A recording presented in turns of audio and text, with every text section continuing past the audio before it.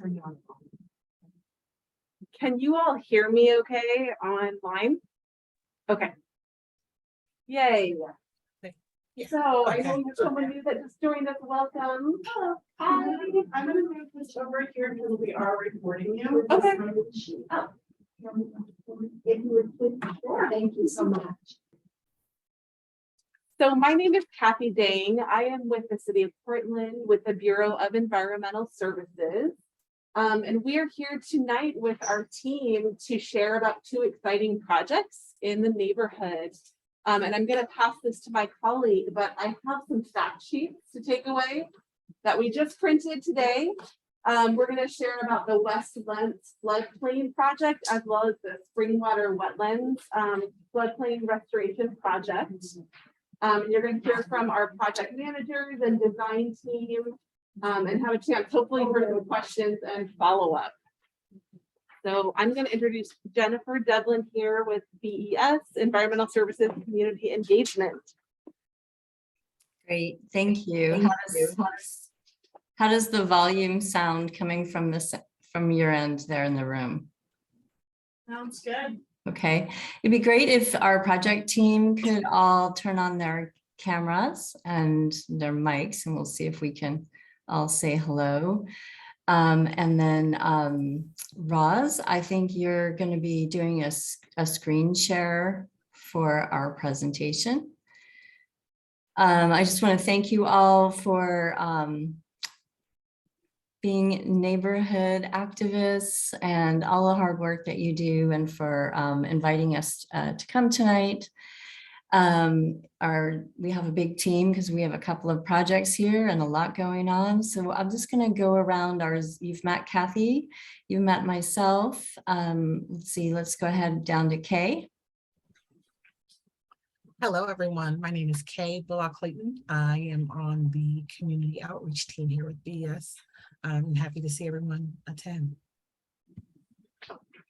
Great. And Erin, you're next for me on my screen. Hey, everybody. Good to see you. And I'm also with community outreach. Aaron Abrams. Great. And Tressie? Hi, everyone. My name's Tressie. I am a project manager with BES. And Roz. Hello, I'm Rosalind Gray. I'm one of the restoration design engineers with BES. So Roz, if you want to start sharing, are you ready to do that? We can jump right into this. So we have a presentation for you tonight. And I think Kathy handed out the fact sheet, so you have something to take back with you. We also have information on our project website. There we go. So this presentation is going to be about 2 different projects that are happening in your neighborhood. One of them we call the Wetlands Restoration Project, and one is the Springwater Wetland Restoration Project. There's our names there. Yep, thank you for moving into the next slide. Just kind of pulls us together into who we all are. And Kay has been your main point of contact. And then Tressie and Rosalind are our project managers on the 2 projects. Next slide. So for context, I think that most of you who have been in the Lents neighborhood for quite a while know that Johnson Creek flows through the Lents neighborhood from Gresham, and then it enters the Willamette down in Milwaukee. So it's kind of a multi-jurisdictional creek with a lot of history of being channelized and having lots of ag and industry and lots of residential. And over the last 25 years, Environmental Services, which we call BES, has been working with multiple partners, including the community, Lents neighborhood, as well as Johnson Creek Watershed Council, on about 25 different projects that we're showing you here. So the green fish are projects that we have completed in water work for fish habitat or flood control. And the pink ones are the ones that we currently are working on. So we have quite a few projects that we're working on in the Johnson Creek. And the ones that we want to direct your attention to are the West Lents and the Springwater wetland. So West, thank you. And Springwater there. So our projects are usually multi-faceted. I think I could go on to the next slide now to do, oh, there we go, yeah. Thank you. We try to solve multiple problems at once by relieving local flooding. We like to improve access to nature, and we like to enhance habitat, both for fish that are in the stream, as well as riparian and wetland species. Species that you see here, there's a red-legged frog, which is a sensitive species that we do find in the Johnson Creek wetland system, and the willow flycatcher there on the right that likes to sit on willows out along the Springwater Trail. Next slide. So I'm going to hand it over to Tressie. I think I'll take it, maybe. I'll do Westlands first. Right. I'm going to try to close. I don't know if you guys see what I see. It's far up top, but I'll leave it alone. So just a little bit about the Wetlands Floodplain Restoration Project. You can see in green there that there's approximately 20 acres owned by the Bureau of Environmental Services, which is the city of Portland. And in general, it's bounded between Southeast 82nd Ave and Southeast 92nd Ave along Johnson Creek proper, just south of the Springwater Corridor Trail. And the blue line that you see there is pretty much the existing channel alignment. So we have this signature meander bend here, and then we have a very straight, almost canal-like channel geometry that is the result of some WPA work from the 1930s, and that's the Work Progress Administration. So this is a very flat area on the landscape, both in the channel and the surrounding land surface. So it's naturally prone to flooding, which is why they dug that bypass channel to convey and to move floodwaters more efficiently. We've learned over the decades that when you move floodwaters efficiently, you increase stream power, you degrade existing channel conditions, you flush out stones and sticks and leaves, you flush out little creatures that live in those stones and sticks and leaves, and we lose really critical habitat in what's already a limited riparian and river system. So this is a look, just a snapshot of existing conditions in the main channel. When you look at rivers a lot, you can see that this is sort of, we call it the bowling alley, where the river itself is confined, even when it wants to flood and would naturally flood out of bank into a natural floodplain. These days, it's in a 50-foot wide, 10-foot deep channel. And so the stream power is elevated. All the small stones are washed through and you're left with boulders or large cobbles. So that's what we see here. This is a quick look at that bypass channel. Interestingly, it does carry water every year in the spring, winter, and fall, once the rains come back. And these little tufts of grass are actually wetlands trying to establish themselves over WPA stone. So the bed and the banks are armored. I'm going to fly through this so that Tressie has enough time and we can spend time on questions. This is a reference project reach upstream. It's called the Schweitzer Natural Area. It's at the east city limits. And the reason it's a reference reach is because it's of similar size, that 20-acre size. It was a lowered floodplain project with a meandered, sinuous, winding creek constructed through the middle of it. And we've learned quite a bit. It was constructed in 2007. Here we are at 2022, so that must have been 15 years ago. And on the left, these are images of site conditions at that reference project, the Schweitzer project. And one thing we see really clearly is where vegetation is responding vigorously and where it is not. So we're paying attention to the relative elevation of the floodplain and how deep it needs to be. We notice that when the floodplain is deep, it's highly connected and you get lots of lush, riparian and wetland species. That's what we're going for. It's one of the several objectives. On the right, it's just a quick snapshot of the type of hydraulic modeling we do so that we understand the flood conditions that we are putting in place when we excavate a floodplain within the within the public property. And that's more or less what we're after right there. You can see this like big depression through which the channel will flow freely. Real quick, we're very aware of the fact that wood and sediment are going to move through the system. This image on the upper right is the Southeast 82nd Ave Bridge. Today, under current conditions, debris will rack up against that bridge, so we're paying plenty of attention to that. We expect to see beaver on the bottom right. That's a beaver chew. Pretty sure they're going to move in and adjust conditions after we construct the project. And then upper left, that's one of many, many fish that were salvaged from a Johnson Creek project that is currently under construction this summer and fall at Cedar Crossing. So we know that fish are using the system and we anticipate a really substantial ecological uplift. So the before and after story of the Wetlands floodplain is going to be a big one.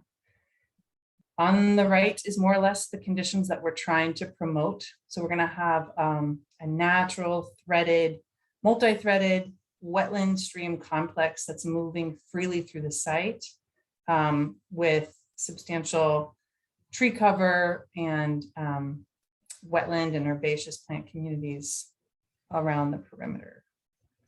And I think I'm passing it to Tressie.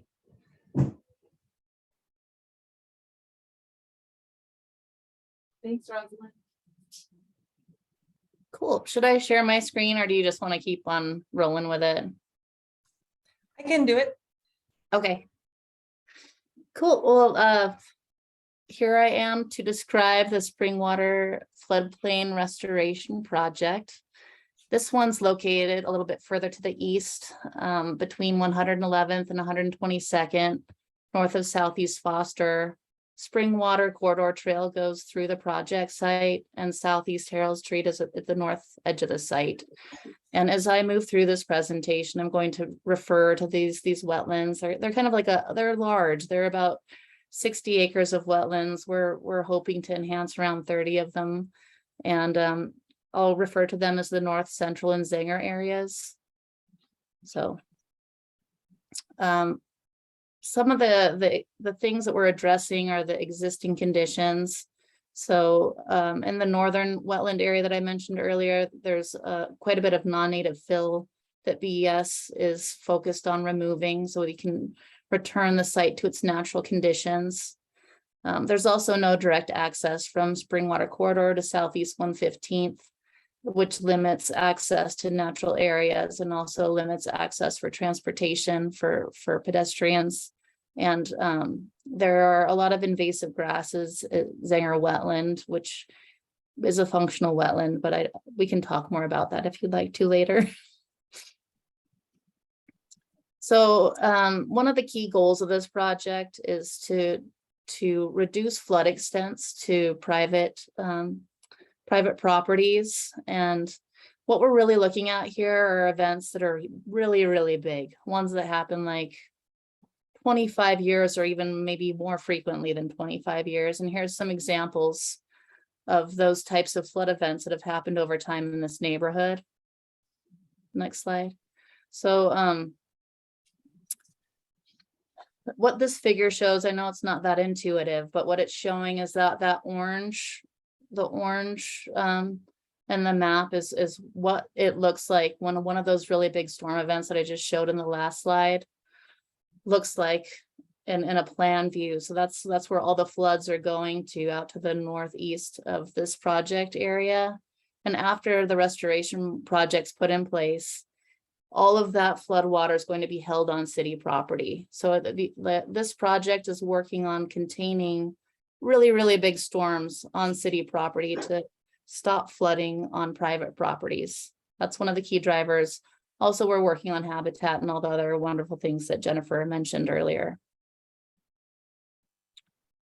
Another element of this project is, we've heard in the past from this group and others that there's such limited access into the natural area. So we're working on, and we're working on some conceptual ideas of putting some trails in place to connect the Springwater Corridor Trail to Southeast 115th and Southeast 117th.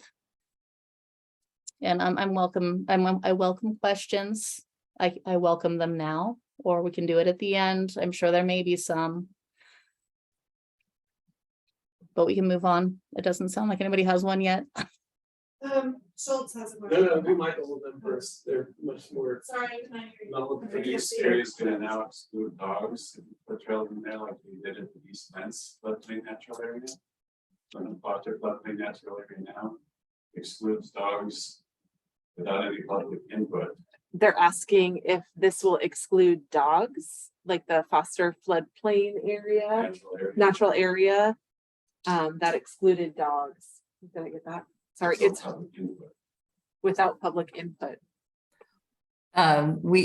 Trustee, I can take that unless we have not even discussed that, so we don't have any plan either way for that.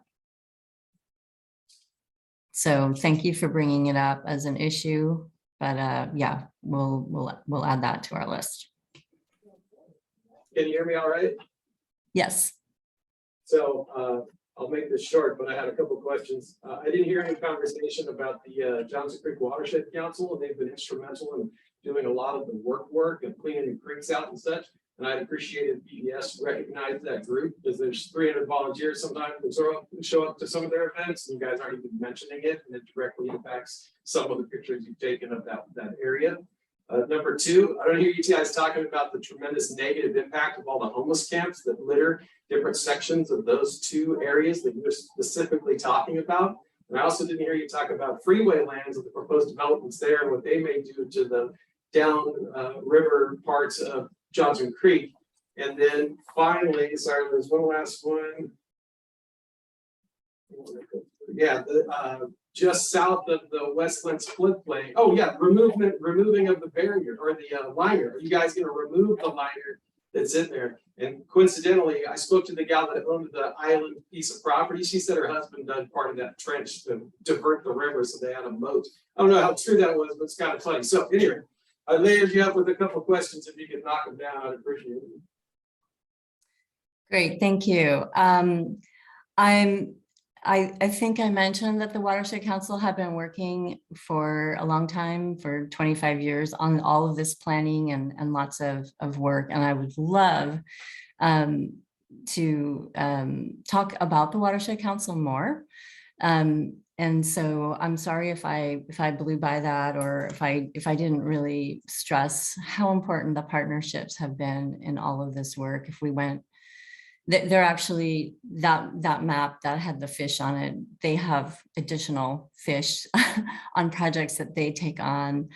They have a big project at Leech Garden that we're a partner with currently, and they've done other, they focus on culvert removal, they focus on inline pond removal or reduction of the impacts, because those things warm up the creek. Plus they do amazing stewardship work. They get the community out to do community science, plus the cleanups. It's amazing. So if you would like to invite them to your meeting or invite us again with more than 15 minutes, we'd love to do much more justice to the community work. It's just, it's an amazing group. And they have been partners of ours, I'm pretty sure, for like 25 years, since their inception in about like 1996 or so. So just an amazing group. We're very well aware of the houselessness crisis, like all of you. And I think that's probably a presentation with a different group of people also, but we are aware that people are living on these lands. It would be great to discuss that more. I don't know if you have had a presentation from the impact reduction program or any of the programs that work on those issues, but I would highly suggest it, for your group here. I'm sorry, I don't know enough about the Freeway Lands project or the plans there to make comment. So we can either get back to you about that or just let that one be for now. Did I get that? Oh, the liner. Oh, thank you. Yeah. We'll go back to the one Springwater Wetland doesn't have the liner, but for people who don't, maybe we weren't clear. In Rosalind's presentation, there is areas of the project site that have been channelized and then armored. The banks have been armored with basalt that was quarried from nearby in the 30s. And very early on, let's just say 20 years ago, we did an analysis of those areas, and we have been removing that liner over the years. And Roz, maybe if people look at this, that was actually that last one was good, because if you look on the right side of this picture, you can see some of the WPA wall or channel rock liner that we mentioned there. And I'll turn it over to Roz. I'm not sure if we're taking that out or if it's gonna stay. Yeah, so, the WPA, the Works Progress Administration, which is kind of like the CCC at that time in our nation's history, did phenomenal rock work throughout the city. The stuff that I'm familiar with is along Johnson Creek. It's really mind-blowing what they accomplished at that time in the 1930s. Subsequently, in the 1950s, the Army Corps came in and shored it up in some places, enhanced it in others. And the problem with rock armoring on the bed and banks of the channel is that rivers they're sort of alive. Like they need to shrink and swell. They need to get out of bank. They need to move laterally, which is side to side.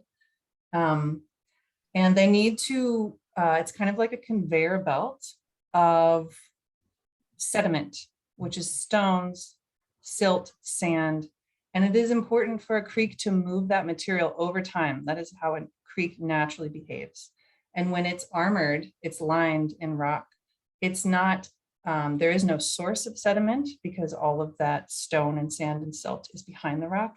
And the natural armoring, which comes from sediment sorting in a creek, is highly disrupted. And so that's where I was going with that bowling alley analogy, where the creek, it doesn't look like what you see in the mountains or at the ocean or these other landscapes where we're used to seeing natural creeks.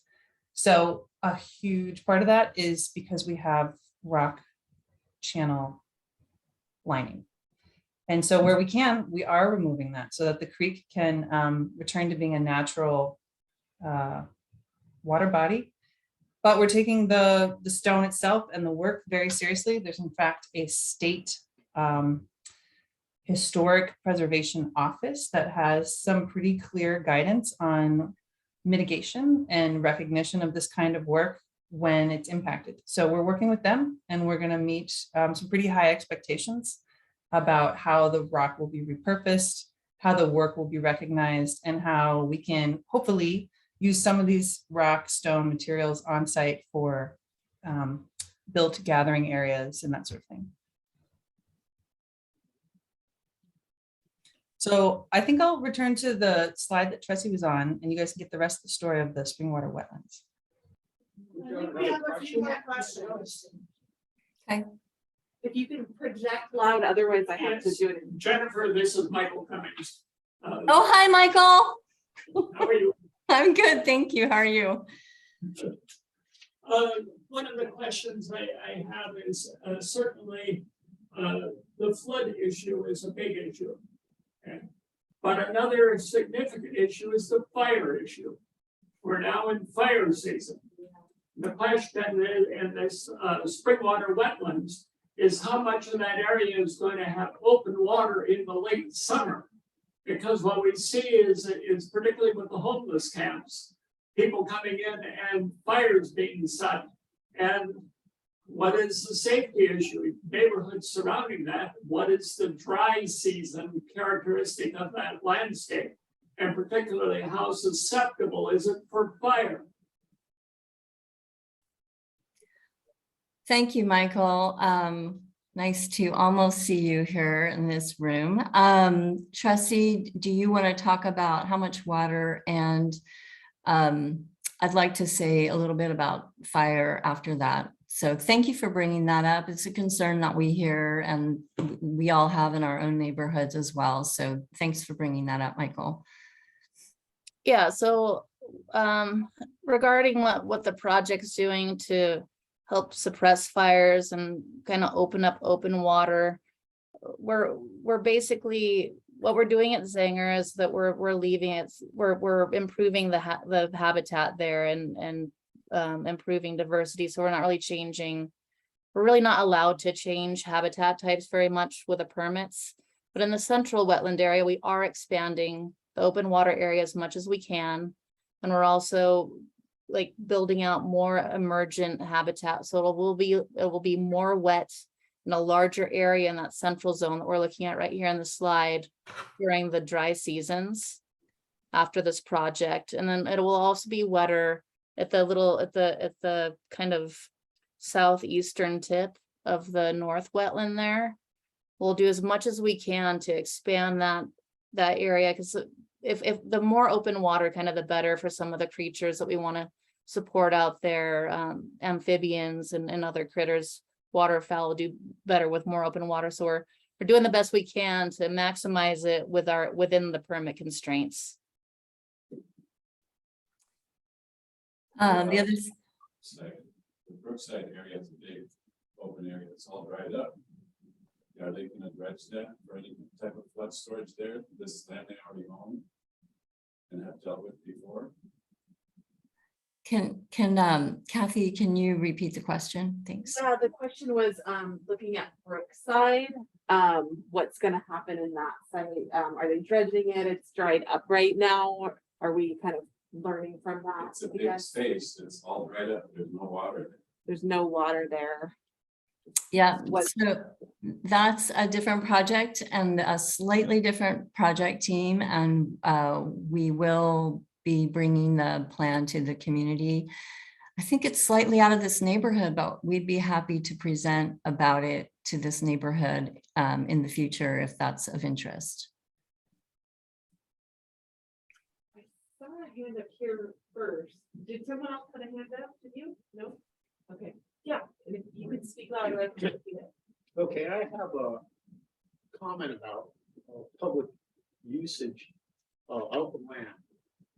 When that's done, I'd like to see restrooms put in at the entry and exit points of the public access, as well as a place for dog poop disposal and dog poop bags available at those spots.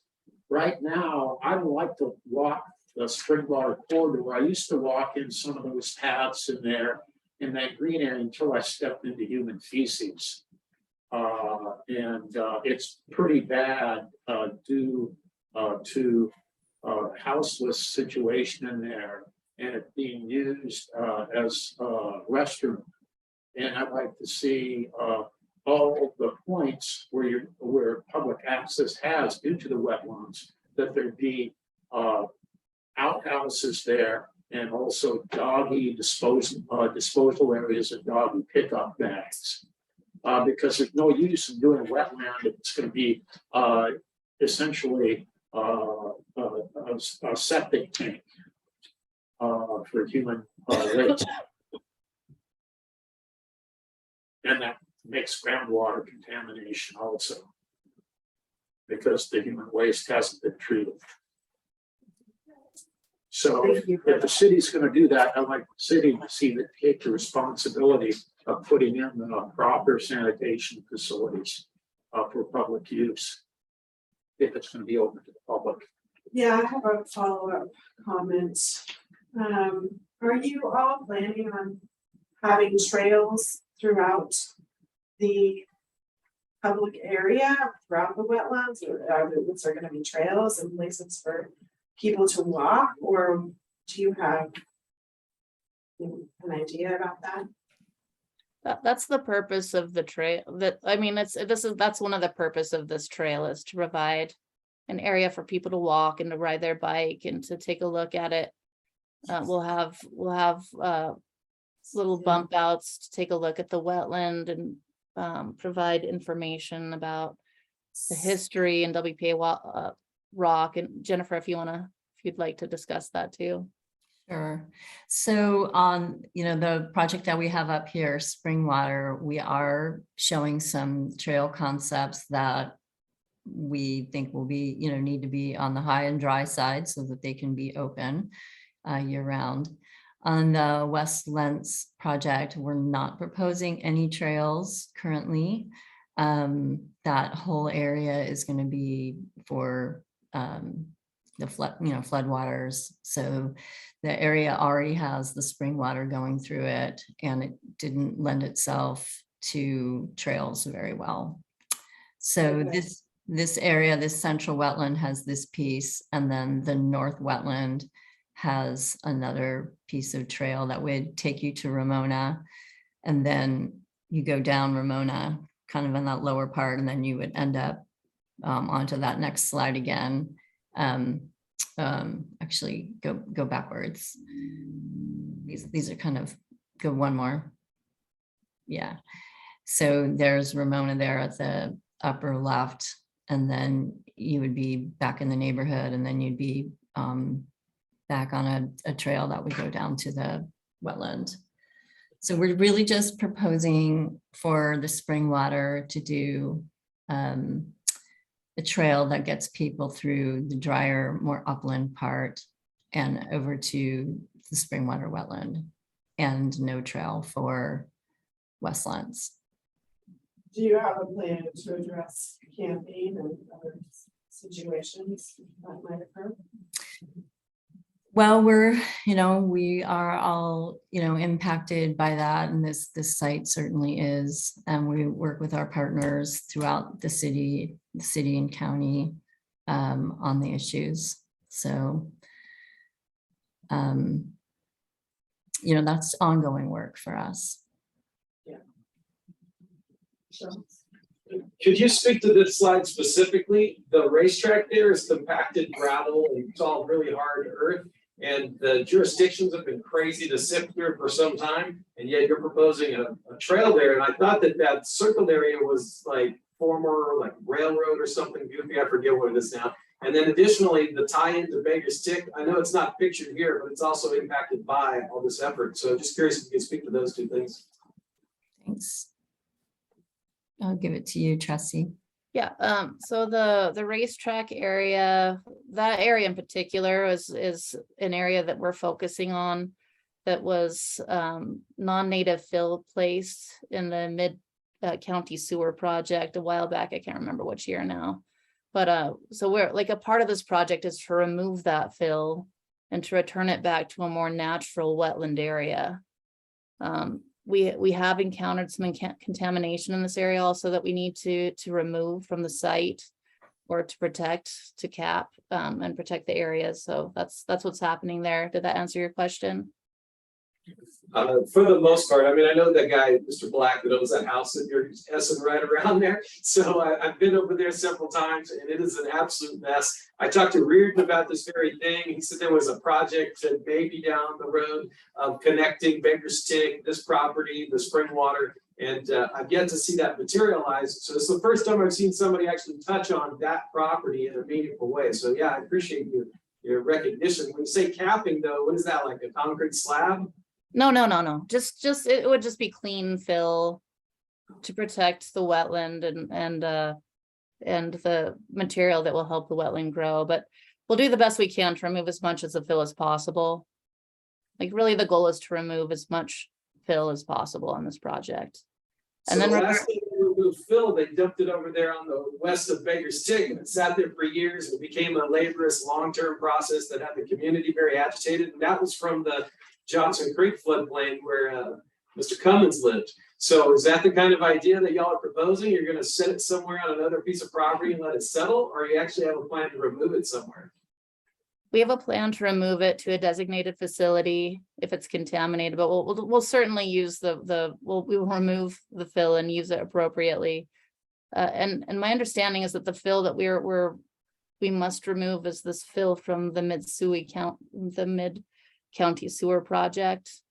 And regarding the connection to the south to Beggar's Tick, there is a connection underneath 111th that goes to Beggar's Tick from this area. And that conveys flows during high flow conditions. Thank you. My understanding is that you will also create habitat for this group. It's going to create a lot of habitat. So Yes, that's what's a key priority. Like we want to improve habitat, improve access, and reduce flooding with this project. So with that habitat and creation, are you, with that fill, going to utilize it somehow in the creation of that habitat?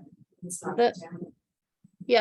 Yes, so we will be removing the contaminated fill in a designated facility, and so that it's treated properly. And then any clean fill that we can use on site, we'll strategically grade it and use it to create a mosaic of wetland structures and to enhance the floodplain so that it supports a variety of wildlife and plants. Sounds nice. Thank you. I got one last comment. So if you go out to 1,000 acres, you go out to like Tiger Beaverton, they're successful in providing above ground kind of plank trails for mountain biking and people on trikes, little kids, a whole bit. And yet Portland doesn't seem to really adopt that in a lot of the planning. And this would be an excellent candidate for a very lower than the kind of development some of that you're proposing, to just have above ground trails through these wetland areas that are still allowing for the wildlife and yet allow people to interact with them. Is that anything on y'all's radar, or is it more often like, let's make another road or compacted trail or what have you? I'll speak to that briefly and then I'll give it to Jennifer. The North Wetland Trail that we were looking at last is more of like a mountain biking trail. Like the real focus of that trail is for maintenance, and so that's going to be like a gravel trail. And the one that goes from Springwater corridor to Southeast 115th and 117th will be a pervious pavement trail that will be used. It'll be sort of like Springwater corridor, so for pedestrians and bicyclists. And the rest, we really want to try and enhance the area. And filling in wetlands is not. So we're trying to reduce the amount of fill we put in wetlands while still providing reasonable access. And Jennifer, please. No, that's good. We do work with the Portland Department of Transportation, PBOT, or the Bureau of Transportation, and Parks on anytime we're hearing from the community or anytime we're proposing a trail to see how it fits with other trail plans. PBOT has been involved with the siting of the trail that is, going to be skirting the edge of the Springwater. So yeah, I do understand that there are some nice wetland trails out in the Tualatin Basin. Trying to think if we have anything similar, but yeah, I don't have that. Well, thank you so much for giving this presentation. I do want to move us along in the interest of time, but any additional comments or questions for this group? And thank you so much for coming and spending your evening with us. I know that this is outside of your regular work schedule, so just want to let you know that I really appreciate it. On behalf of the board, we appreciate you coming. Thanks for having us, and thanks for your engagement and questions. Really appreciate it. Really exciting that both of these projects are getting some lift off, as Rosalind said. On these flyers, you can take them with you. There's contact information. We'd love to hear from you and stay engaged throughout the whole planning process. So There's a webpage for each of them, and there's even project updates that Kay sends out. So when there's different milestones, we'd love to keep you in the loop. So thanks for having us, and thank you, presenters. Thank you all for your time. Really, really appreciate it. Thank you. I'll stay, Joanne. This is mine. How this hooked up. Okay. So I'm with you all till the end.